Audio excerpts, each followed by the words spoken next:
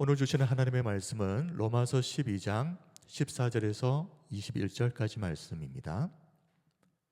로마서 12장 14절에서 21절 한 절씩 교독하고 마지막 21절은 함께 봉독하겠습니다. 14절입니다. 너희를 박해하는 자를 축복하라. 축복하고 저주하지 말라.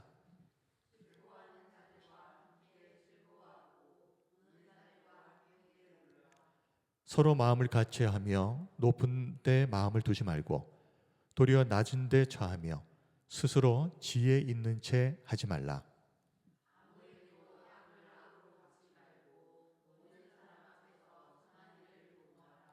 할 수 있거든 너희로서는 모든 사람과 더불어 화목하라.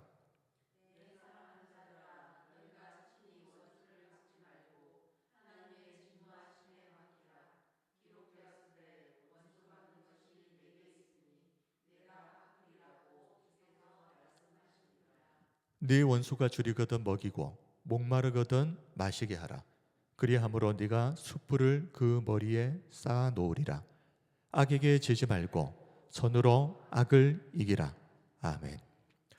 오늘은 모든 사람과 더불어 화목하라. 모든 사람과 더불어 화목하라 하는 제목으로 로마서 강의 30번째 시간을 시작합니다.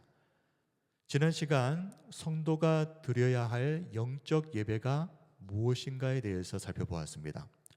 영적 예배는 이 영적이라는 말이 들어가 있는데 이 영적이라는 의미는 뭔가 신비롭고 영적인 체험을 말하는 것이 아니라고 그랬습니다.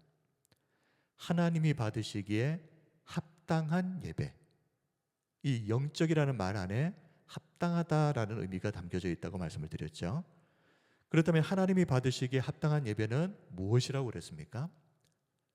교회에서 예배를 드리면서 마음으로 은혜 받는 것에 머물지 않고 그 마음에 임한 은혜가 한 주간의 삶을 통해서 몸으로 말입니다. 몸, 즉 말, 우리의 표정, 우리의 행동을 통해 드려지는 삶의 예배, 이것이 바로 영적 예배다라고 말씀을 드렸습니다. 자, 오늘 살펴볼 내용은 지난 시간 다루었던 삶으로 드리는 영적 예배의 연장선에서 현실적인 적용 부분을 좀 살펴보려고 합니다. 지금부터 우리의 삶의 현장에서 영적 예배를 드리기 위해서 모든 사람과 더불어 화목하게 지내는 것, 여기에 대해서 우리가 살펴볼 텐데요. 18절을 먼저 보겠습니다. 로마서 12장 18절, 할 수 있거든 너희로서는 모든 사람과 더불어 화목하라. 자, 모든 사람과 더불어 화목하라.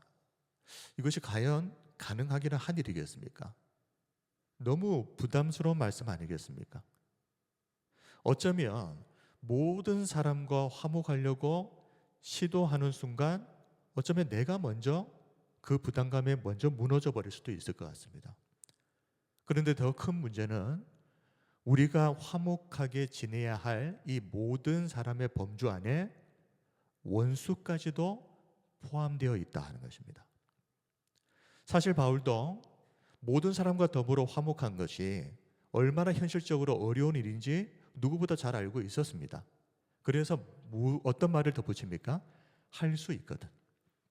할 수 있거든 너희로서는 모든 사람과 더불어 화목하라. 자, 그런데 이 할 수 있거든 이 말을 우리가 오해해서는 안 됩니다.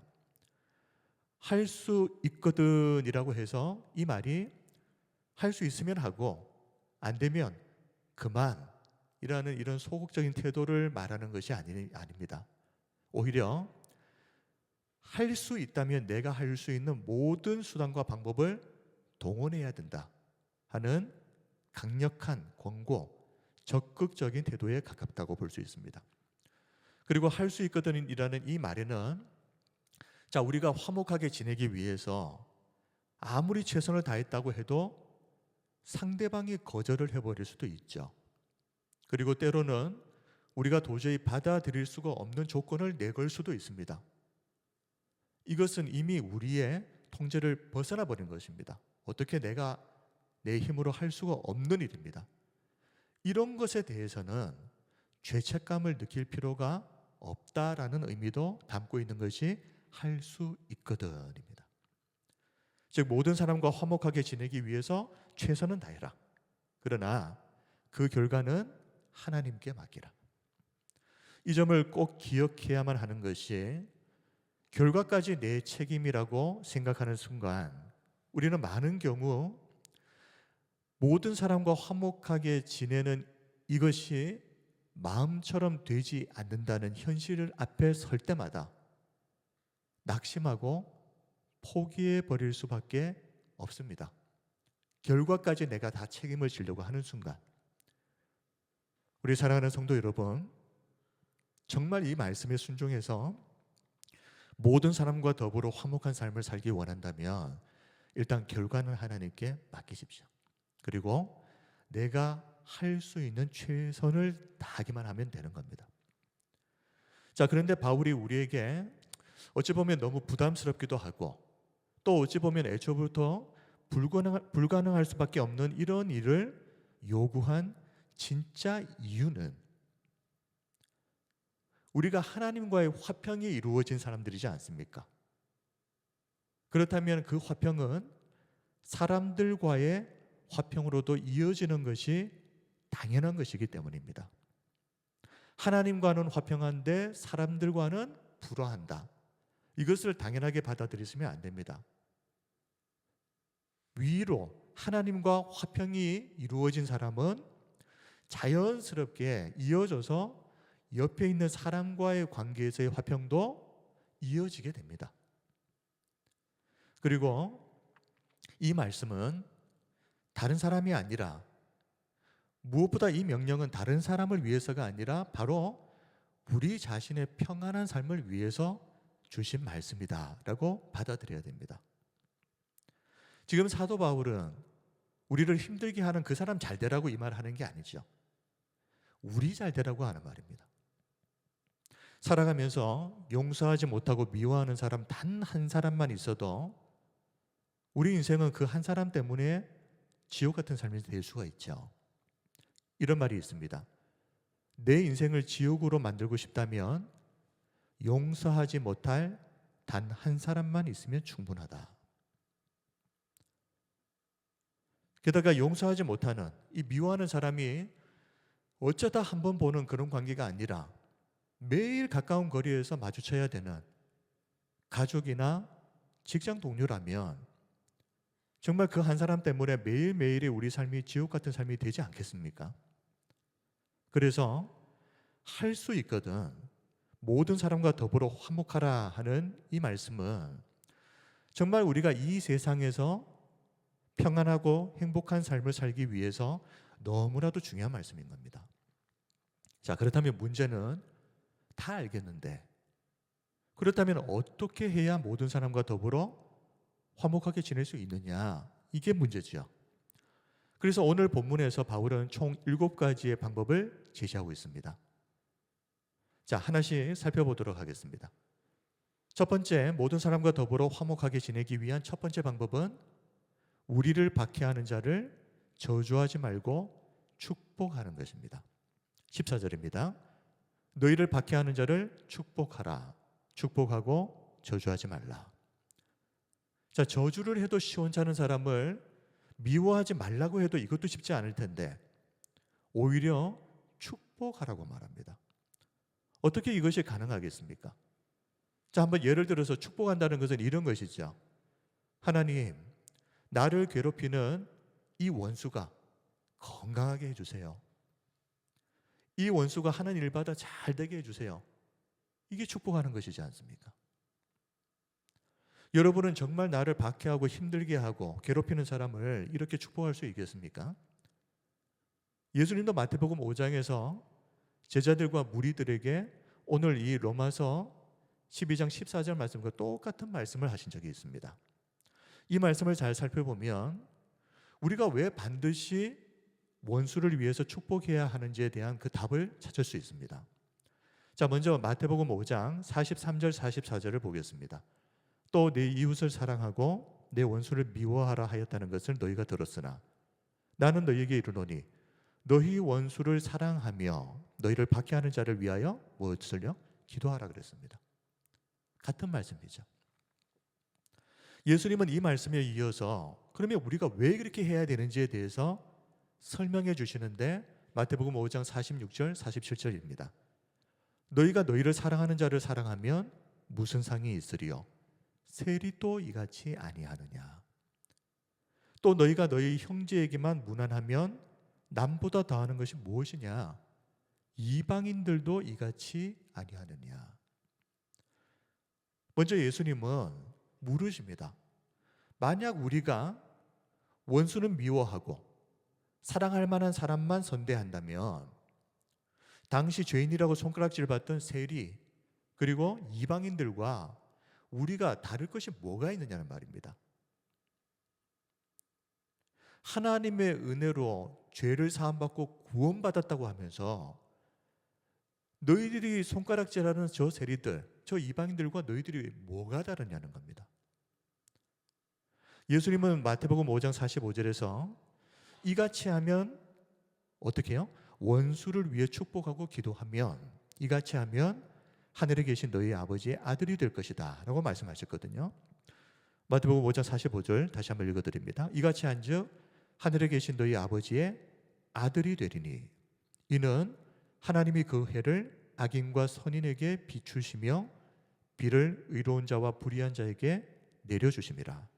자, 이 말씀은 하나님의 아들이 된다는 것은 너희들이 그렇게 해야 구원받는다 이 말이 아닙니다. 예수님의 이 말씀은 그렇게 해야 너희들이 하나님 닮은 자녀지 이 의미겠죠. 우리 하나님은 어떤 분이십니까? 악인과 선인에게 똑같이 해를 비춰주시고 비를 내려주시는 자비로우신 하나님이십니다. 그렇다면 하나님을 아버지라고 부르는 우리도 그 하나님의 성품을 똑같이 닮아야 하지 않겠습니까? 자녀가 부모를 닮는 것이 이상하고 특별한 일이 아니죠. 당연한 일입니다. 지금 예수님은 그 당연한 이야기를 하고 계시는 겁니다. 너희들이 하나님의 자녀라면서 그러면 하나님을 닮은 구석이 있어야지. 그런데 그것이 없다면 너희들이 저 세리나 불신자들과 뭐가 다르겠느냐는 겁니다. 이 점에서 우리는 자기 스스로에게 한번 질문을 해봐야 됩니다. 나는 성도로서 세상의 불신자들과 어떤 차별점이 있는가? 그리고 나에게는 하나님을 닮은 구석이 얼마나 있는가? 한번 진지하게 생각해 보셔야 됩니다. 앞에서도 말씀을 드렸지만 자녀가 부모를 닮는 것은 당연한 것입니다. 만약 우리의 삶이 불신자들의 삶과 똑같거나 아니면 오히려 그보다 못하다면 아무리 찾아보아도 나에게서 하나님을 닮은 구석이 보이지 않는다면 한번 고민해 봐야 되는 것이죠. 내가 정말 하나님의 자녀가 맞는지. 구원의 확신이라고 해서 이것이 무조건적인 확신이라고 오해해서는 안 됩니다. 일단 먼저 이 구원의 확신을 가지려면 일단 먼저 내가 정말 구원받은 하나님의 자녀가 맞는지를 정확하게 한번 확인을 해봐야죠. 그리고 나서 그것이 맞다면 그 후부터는 구원의 확신을 가지라는 겁니다. 아니 내가 스스로 생각해봐도 이게 구원을 받은 하나님의 자녀가 맞는지 맞지 않는지 도무지 분간이 가지 않는데 그 상태에서 확신까지 가져버리면 큰일 나는 것입니다. 따져보죠. 따져보고 하나님의 말씀에 비춰보았을 때 정말 내가 하나님의 자녀가 맞다. 그렇게 결론이 나왔다면 그 후부터는 구원의 확신이죠. 하나님의 은혜로 주어진 이 구원의 은혜가 내 연약함 때문에 취소될 수 없다. 어떤 경우에도 이 어떤 경우에는 마귀의 참소까지 포함합니다. 마귀들은 우리를 놓고 하나님 앞에 계속해서 저런 인간이 어떻게 구원받을 수 있습니까? 라고 참소합니다. 그러나 그런 경우에도 우리는 무엇을 가져야 됩니까? 흔들리지 않는 구원의 확신을 가지는 겁니다. 확인이 되었을 때. 자, 그래서 성도는 정말 순종하기 어려운 말씀이죠. 오늘 말씀이 모든 사람과 더불어 화목하라. 그런데 하나님을 닮은 하나님의 자녀답게 살기 위해서 하나님이 그렇게 하신 것처럼 우리도 그렇게 해야 된다는 것입니다. 모든 사람과 더불어 화목하라는 이 바울의 말은 그것이 하나님을 닮은 모습이다. 너희들이 하나님의 자녀가 맞다면 하나님처럼 너희에게도 그런 모습이 보여야 된다는 것입니다. 하나님이 그렇게 하신 것처럼 우리도 원수를 축복하고 그를 위해서 기도하는 세상 사람들, 불신자들과는 뭔가 차별되는, 구별되는 어떤 모습이 보여야 된다. 지금 바울은 그 말을 하고 있는 것이죠. 내 힘으로는 절대 불가능할 것 같은 일이 맞습니다. 그러나 일단 하나님의 말씀에 순종해 봐야 됩니다. 그러면 그 불가능한 일을 가능하게 하시는 분은 하나님이신 것이죠. 문제는 처음부터 안 된다고 포기해 버리는 겁니다. 아예 시도조차 하지 않는 것입니다. 그러나 일단 믿음으로 말씀에 순종하면 그 불가능한 일이 실제로 되게 하시는 분은 하나님이신 것을 믿으시기 바랍니다. 그러므로 안 된다 그러고 포기하거나 시도조차 하지 않는 이런 일을 이제는 중단하고 순종하는 겁니다. 자, 두 번째로 모든 사람과 더불어 화목하게 지내기 위한 두 번째 방법은 타인에 대한 공감을 가져야 됩니다. 15절 즐거워하는 자들과 함께 즐거워하고 우는 자들과 함께 울라. 누군가가 즐거워하면 함께 즐거워해주고 누군가 우는 사람이 있으면 함께 울어주는 것, 이게 공감이죠. 좀 더 정확하게 말하면 이 공감이라고 하는 것은 단순히 상대방의 의견에 나도 그렇게 생각해 하고 동의하고 상대방이 어떤 어려운 일에 처했을 때 불쌍하게 여겨주는 동정, 그 정도가 아닙니다. 그것을 넘어서 좀 더 본질적으로 이 공감이라고 하는 것은 상대방의 그 입장에서 생각하는 것입니다. 정말 그럴 수 있겠다라고 그 사람의 입장에서 생각하는 것, 이것이 공감입니다. 그런데 인간의 기본적인 이 죄된 본성은 공감보다는 사촌이 밭을 샀는데 배가 아픈 거, 이것이 인간의 죄된 본성이죠. 그런데 이렇게 죄의 본성을 따라서 살게 되면 모든 사람과 더불어 화목하게 지내는 것은 불가능합니다. 그래서 바울은 모든 사람들과 화목하기 위해서 일단 우리가 어떤 사람이 되어야 된다고요? 상대방의 입장에서 생각하는 그런 공감할 줄 아는 사람이 되어야 된다. 사람들 중에는 유독 공감 지수가 높은 사람들이 있습니다. 공감 지수가 높은 사람의 5가지 특징이 있는데요. 첫 번째는 일단 상대방의 말을 잘 경청한다는 겁니다. 공감 능력이 떨어지는 사람은 항상 내 말 하기에 바쁩니다. 도무지 다른 사람의 말을 들으려고 하질 않습니다. 반대로 공감 지수가 높은 성숙한 사람은 상대방이 어떤 말을 해도 때로는 논리가 좀 떨어지고 마음에 와닿지도 않고 또 게다가 길게 지루하게 말을 해도 함부로 상대방의 말을 끊거나 딴짓하지 않습니다. 끝까지 상대방의 그 말을 이해하기 위해서 귀 기울여 경청합니다. 주일날 우리 목적이 이끄는 삶 그 시간에 우리 성도님들께 좀 부탁을 드립니다. 경청하셔야 됩니다. 옆에서 다른 사람이 이야기하고 있는데 서로 다른 소리 하고 이러는 것은 정말 그건 아닙니다. 자, 두 번째로 공감 지수가 높은 사람은 타인의 감정을 자신의 감정처럼 느낀다고 합니다. 그래서 누군가가 기쁜 일이나 슬픈 일이 있을 때 누구보다 먼저 그 감정을 눈치를 채버립니다. 그래서 그 사람에게 일어난 일이 마치 내 일인 것처럼 느끼고 공감합니다. 별거 아니라는 식으로 내 입장에서 함부로 말하지 않는단 말입니다. 그리고 세 번째로 질문의 방식이 다릅니다. 어떤 사람이요? 공감 지수가 높은 사람. 이런 사람들은 자기 이야기를 하는 것이 중요한 게 아니라 상대방이 자기 속마음을 좀 편안하게 드러낼 수 있도록 어떻게 하면 잘 도와줄 수 있을까, 이런 생각을 합니다. 그리고 네 번째로 자기 자신만의 고정관념에 사로잡히지 않고 생각 자체를 개방적으로 합니다. 공감 능력이 높다는 것은 나만의 틀에 갇혀 있지 않다는 말입니다. 상대방의 관점에서 생각할 줄 안다. 그래서 자신과 다른 사람에 대해서 편견을 갖지 않습니다. 오히려 그럴 수 있지라고 생각하는 겁니다. 그리고 마지막으로 공감 지수가 높은 사람은 높은 직관력과 배려심이 있습니다. 상대방이 구구절절 다 말하지 않아도 이 공감 지수가 높은 사람들은 상대방이 무엇을 필요로 하는지, 상대방의 지금 기분이 어떤 상태인지를 본능적으로 다 알아버립니다. 그래서 상대가 무안하지 않게 조용히 도움을 주기도 하고, 또 분위기가 어색해진다 싶으면 또 적절하게 리액션도 할 줄 압니다. 그래서 이런 중재자 역할을 잘 하기 때문에 이 사람이 있는 공동체는 항상 분위기가 좋습니다. 밝습니다. 이 분위기 메이커 역할을 공감지수가 높은 사람이 잘 해낸다는 말이죠. 그에 비해서 타인에 대한 공감 능력이 떨어지는 사람은 이 말이나 행동으로 다른 사람들을 무안하게 하거나 상처를 줄 때가 많습니다. 그런데 공감 능력이 높은 사람은 어딜 가든지 피스메이커 역할을 한다. 물론 공감 지수가 높으면 안 좋은 게 있습니다.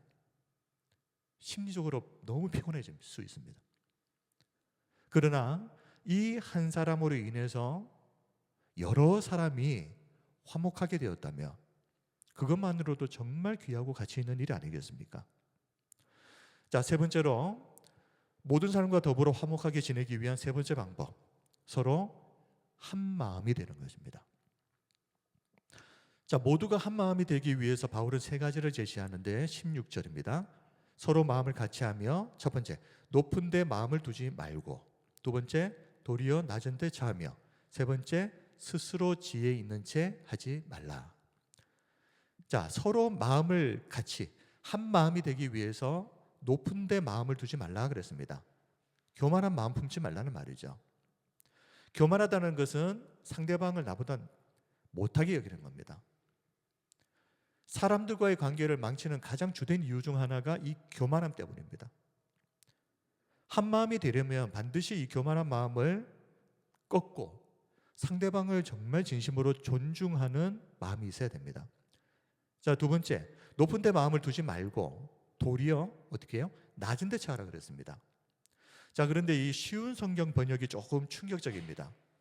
쉬운 성경 번역, 도리어 낮은 데 처하라, 이렇게 번역하고 있거든요. 하찮아 보이는 사람과도 기꺼이 사귀십시오. 하찮아 보이는 사람과도 기꺼이 사귀십시오. 자, 그런데 이 말은 이 세상에 하찮은 사람이 있다는 말은 아닙니다. 사람을 하찮게 보는 사람이 있다는 겁니다. 좀 돈이 많다고, 좀 많이 배웠다고, 그렇게 사람을 하찮게 보는 사람은 어디를 가든지 사람들과의 관계를 깨뜨려버리고 불편하게 만들고 눈살을 찌푸리게 만들어버립니다. 모두가 정말 한 마음이 되려면 기꺼이 자신을 낮추는 겸손함이 있어야 됩니다. 그리고 어떤 사람도 차별하지 않고 기꺼이 어울리겠다는 이런 넉넉한 마음이 좀 있어야 됩니다. 교회는 어떤 사람이 오든 이곳에서만큼은 존중받아야 됩니다. 조금 옷차림이 남루하다고 무시하거나, 조금 말하는 것들이 조리에 맞지 않고 좀 행동이 어눌하다고 해서 함부로 대하거나, 교회에서는 절대 그런 일이 있어서는 안 됩니다. 다양한 사람들이 모인 공동체가 한 마음이 되려면 우리가 어떤 사람도 차별해서 무시하지 않겠다. 자, 세 번째로 스스로 지혜 있는 척하지 말라. 자, 마지막으로 한 마음이 되기 위해서 스스로 지혜 있는 척하지 말라. 이 말은 다른 말로 풀어서 다시 말씀드리면 자신이 항상 옳다고 생각하는 이 독선을 경계하라는 겁니다. 내 생각이 무조건 옳아. 자신이 가장 지혜롭다고 생각하는 그 순간 타인의 말은 들으려고 하지 않습니다. 무조건 내 생각, 내 주장만을 내세우게 되어 있습니다. 그러나 화목을 이루는 사람들은 상대방을 가르치려고 하지 않습니다. 오히려 정말 아닌 것 같은 사람한테서도 배우려고 합니다. 그리고 항상 자신이 모를 수 있다는 것을 인정합니다. 내가 다 아는 거 아니지. 내가 틀릴 수 있지. 지금까지 한 마음이 되기 위해서 어떻게 해야 되는가? 세 가지 방법을 우리가 살펴보았습니다. 자, 네 번째. 모든 사람과 더불어 화목하게 지내기 위한 네 번째 방법은 악으로 악을 갚지 않는 것입니다. 17절, 아무에게도 악을 악으로 갚지 말고 모든 사람 앞에서 선한 일을 도모하라.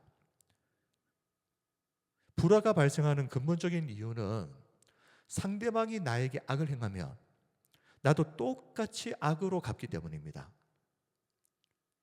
이 때문에 이 불화의 악순환이 끝이 나질 않습니다. 네가 나한테 그렇게 했으면 나도 똑같이 그렇게 해줘야 직성이 풀리니까요. 누구도 그 악순환의 고리를 먼저 끊으려고 하지 않으면 그 공동체는 서로에게 상처만 주는 것이 될 겁니다. 그러므로 모든 사람과 더불어 화목하려면 이렇게 생각하십시오. 상대방이 나에게 상처를 주었을 때 똑같이 되갚아 주려고 하지 말고 그 인간의 죄된 본성을 어떻게 하든지 누르려고 노력하셔야 됩니다. 사실상 화목이라는 것은 상대방이 나한테 너무너무 잘해줘서 유지되는 게 아닙니다.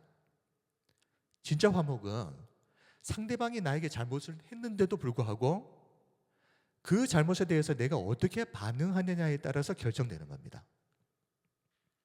그러므로 단순히 내가 악을 행하지 않겠다, 그냥 참아주겠다라는 이런 소극적인 태도를 좀 넘어서 적극적으로 어떻게 해야 되는 겁니까? 오히려 선을 행하겠다라는 결단까지 나아가야 됩니다. 이것이 상대방이 잘못했을 때 우리가 취해야 될 태도입니다. 그저 참아주는 것으로 끝나는 것이 아니라 그것을 넘어서 오히려 그 사람이 행한 것에 대해서 나는 선으로 갚아주겠다. 모든 사람 앞에서 선한 일을 도모하라. 자, 여기서 도모한다는 것은 미리 깊이 생각하고 준비하는 것입니다. 갈등 상황이 벌어졌을 때 우리가 홧김에 반응하지 않으려면 어떻게 해야 되겠습니까? 평소 준비가 되어 있어야 됩니다. 평소 깊이 생각하고 내가 이런 일이 있었을 때 내가 어떻게 반응할 것인지를 생각하고 그리고 준비되어 있어야 됩니다. 그래야 어떤 경우에도 홧김에 내가 실수하는 일을 줄일 수가 있는 것입니다. 이렇게 항상 나라는 개인을 넘어서 이 공동체의 유익을 위해서 내가 어떻게 행동해야 할지 도모 항상 생각하고 항상 준비할 때 우리는 죄의 본성을 거스르고 모든 사람과 화목한 삶을 실제로 살아낼 수 있게 될 줄 믿습니다. 자, 다섯 번째 방법은 모든 사람과 더불어 화목하게 지내기 위한 다섯 번째 방법은 할 수만 있다면 모든 사람과 더불어 화목하겠다고 일단 결심하는 것입니다. 자, 오늘 18절 할 수 있거든 너희로서는 모든 사람과 더불어 화목하라. 사실 가장 근본적인 문제, 이 불화에 있어서 가장 근본적인 문제는 애초부터 모든 사람과 더불어 화목하는 것은 가능하지 않는 일이다. 그런 생각 자체를 하지도 않고 불가능한 일이기 때문에 시도조차 하지 않는 것, 이게 사실 어떻게 보면 가장 근본적인 문제점입니다. 이렇게 관심도 없고 시도조차 하려고 하지 않는 이런 마음을 가지고서는 죄의 본성을 거스르는 삶을 살 수가 없습니다. 항상 우리는 본능에 충실한 삶을 살게 될 겁니다. 그러므로 모든 사람과 화목하게 지내는 것 불가능하다고 생각하고 시도조차 하지 않는 것이 아니라 일단은 어떻게 해야 됩니까? 그 일이 되든 되지 않든 그건 나중 일이고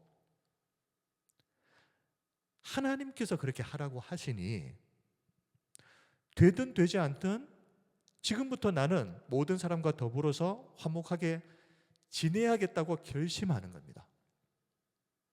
되든 되지 않든 그거는 둘째 문제고 일단 결심하고 시도하는 것, 이것이 중요하다는 말입니다. 여섯 번째로 모든 사람과 더불어 화목하게 지내기 위한 여섯 번째 방법은 어떤 경우에도 내가 원수를 직접 갚겠다는 생각을 하지 말고 원수 갚는 것을 전적으로 하나님께 맡기는 것. 19절 내 사랑하는 자들아, 너희가 친히 원수를 갚지 말고 하나님이 진노하심에 맡기라. 기록되었으되 원수 갚는 것이 내게 있으니 내가 갚으리라고 주께서 말씀하시니라. 자, 보통은 이렇게 생각합니다.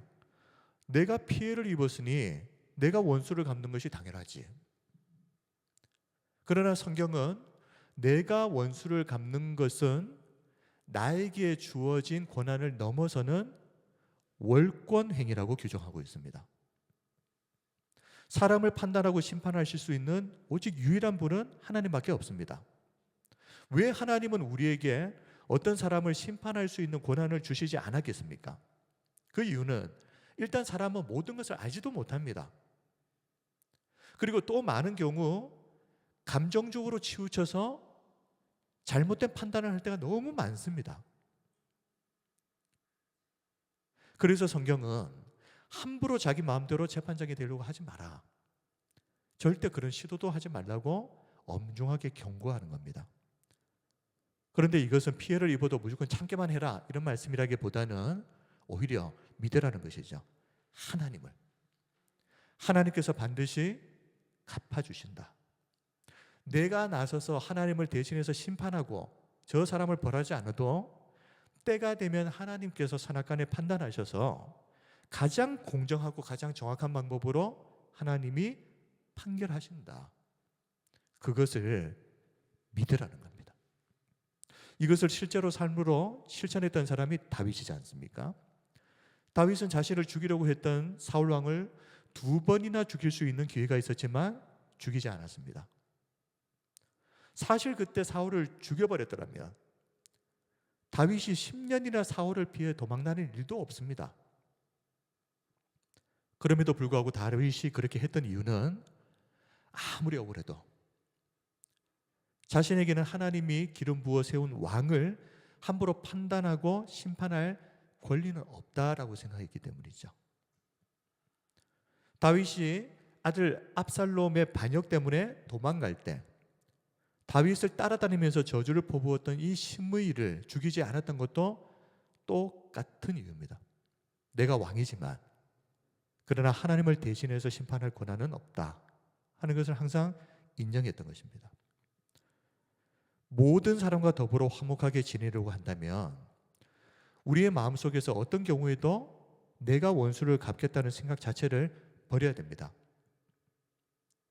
애초부터 우리는 모든 것을 제대로 알지도 못하는 사람이고 감정에 치우치기 쉬운 사람이기 때문에 공정하게 누군가를 판단할 수 있는 능력 자체가 없는 존재. 이 사실을 우리가 좀 솔직하게 인정을 해야 함부로 하나님을 대신해서 누군가를 판단하고 심판하려고 하는 시도를 멈추게 될 것 같습니다. 자, 마지막으로 7번째, 모든 사람과 더불어 화목하게 지내기 위한 7번째 방법은 원수를 선대하는 것입니다. 20절, 내 원수가 줄이거든 먹이고 목마르거든 마시게 하라. 그리함으로 네가 숯불을 그 머리에 쌓아 놓으리라. 원수가 줄일 때 먹이고 목말라 할 때는 마시게 하라.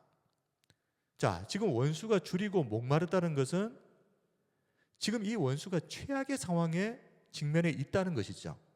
다른 말로 하면 복수하기 가장 좋은 타이밍이고 절호의 찬스입니다. 다시 이런 기회가 오지 않을 수도 있습니다. 그러나 바울은 최악의 상황에 처해 있는 이 원수에게 복수를 하지 않는 것 정도가 아니라 오히려 적극적으로 그 필요를 채워주라. 먹을 것이 없어서 배가 고파하면 먹을 것 주고 목말라 하면 마실 것 주고. 그런데 특이한 표현은 이런 행동이 원수의 머리에 숯불을 쌓아 놓는 것이다 라는 것입니다. 원수의 머리에 숯불을 쌓는다는 것은 내가 원수에게 선을 행함으로 원수가 지금까지 자신이 행한 일에 대해서 스스로 부끄러움을 느끼게 만들라는 겁니다. 나는 악을 행했는데 저 사람은 나에게 선을 행해버리는 것. 그것을 보면서 자신의 행동에 대해서 스스로 부끄러움을 느끼게 만드는 것. 이것이 원수의 머리에 숯불을 쌓는 것입니다. 자, 성경에 나오는 실제 예를 찾아보면 앞에서도 언급했지만 다윗은 엔게디 동굴 그리고 십광야에서 2번이나 잠든 사울을 살려주었습니다. 그때 사울 왕이 어떻게 반응을 합니까? 자신의 행동에 대해서 부끄러워합니다. 아무 죄도 없는 다윗을 죽이려고 했던 자신을 보면서 부끄러워하면서 나는 너를 죽이려고 했는데 오히려 너는 나를 선대했다라고 이렇게 말합니다. 사무엘상 24장 16절에서 18절입니다. 다윗이 사울에게 이같이 말하기를 마침에 사울이 이르되 네 아들 다윗아 이것이 네 목소리냐 하고 소리를 높여 울며 그랬습니다. 소리를 높여 웁니다.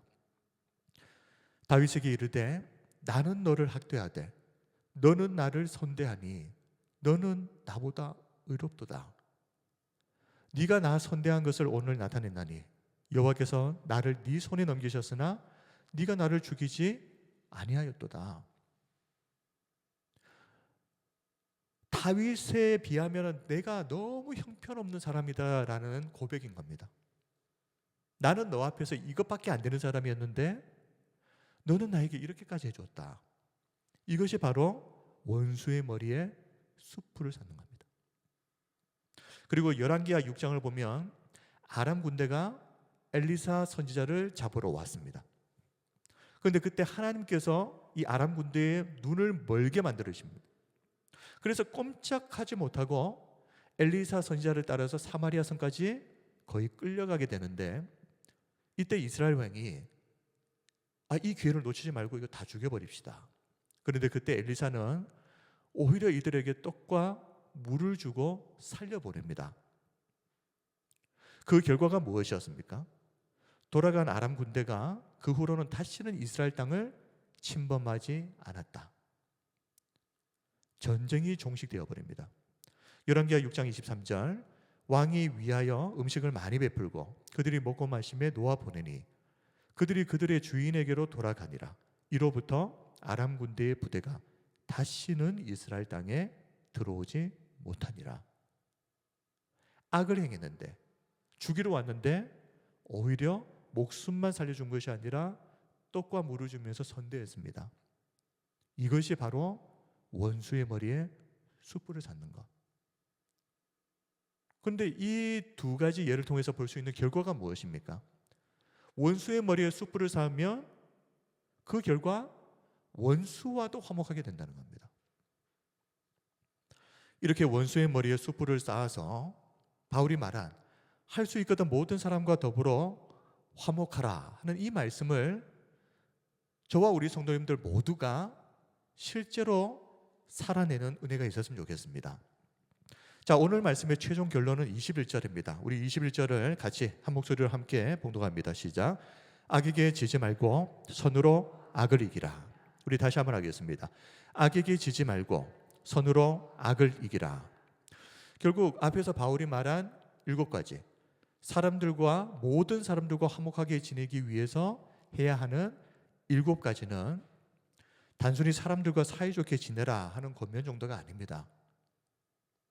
이 말씀들을 한 이유는 하나님의 자녀라고 하는 성도들이 죄의 본성에 따라 악에게 계속해서 지는 그런 삶을 살지 말고 하나님이 주시는 하나님 자녀의 그 새 성품으로 이제는 선으로 악을 이기는 삶을 살아라. 지금 이 말을 하고 있는 겁니다. 이제부터는 악에게 지지 말고 선으로 악을 이기는 삶을 살아라. 물론 이 일은 내 힘으로는 되지 않을 것이 뻔합니다. 하나님의 은혜와 능력이 임해야만 됩니다. 우리의 죄된 본성을 거슬러서 올라가게 만드는 하나님의 은혜와 능력이 반드시 임해야만 가능한 일입니다. 그러나 그것만큼 중요한 것이 뭐라는 겁니까? 애초부터 이건 불가능한 일이니 시도조차 하지 않겠다라고 하는 그 부정적인 마음을 극복하고 결단하라는 것이죠.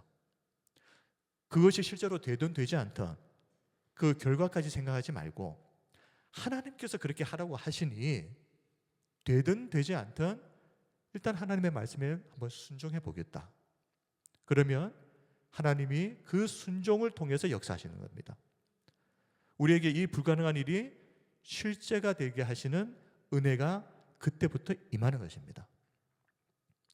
선으로 악을 이기는, 그래서 사람들과의 이 불화의 악순환을 내 선에서 끝내는 이 일을 우리에게 하라고 말씀하시는 겁니다. 지금 이 말은 불신자들을 향해서 너희들 그렇게 해라고 말하는 것이 아니라 하나님의 은혜로 구원받은 성도들을 향해서 주시는 말씀인 것을 믿으시기 바랍니다.